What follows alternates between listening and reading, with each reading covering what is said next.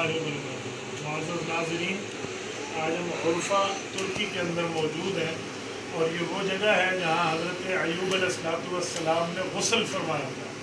قرآن کریم میں اس کا ذکر موجود ہے ارکض برجلک کے نام سے۔ آپ اس کی تفسیر علماء کرام سے سمجھ سکتے ہیں۔ حضرت ایوب علیہ السلام ایک عرصہ بیمار رہے، اور اس کے بعد انہوں نے غسل فرمایا تو رب کریم نے ان کو صحت کاملہ عطا فرمائی۔ آپ یہ دیکھیں، میں پھر تعارف مزید دے آگے لے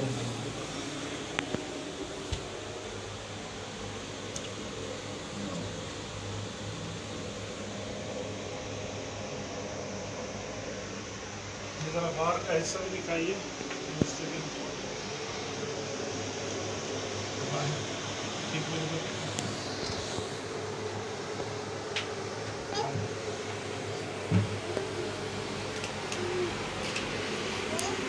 حضرت ایوب علیہ السلام اللہ تعالیٰ کے برگزیدہ پیغمبر ہیں، اور وہ عرفہ کے مقام میں حضرت ایوب علیہ السلام کی کافی زیارتیں موجود ہیں۔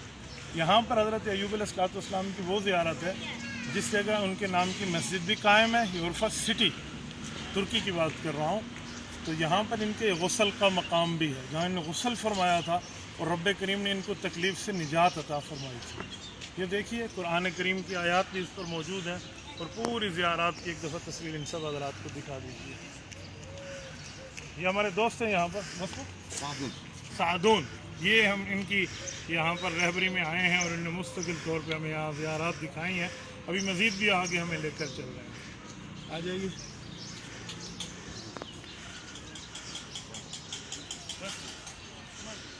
حضرت ابراہیم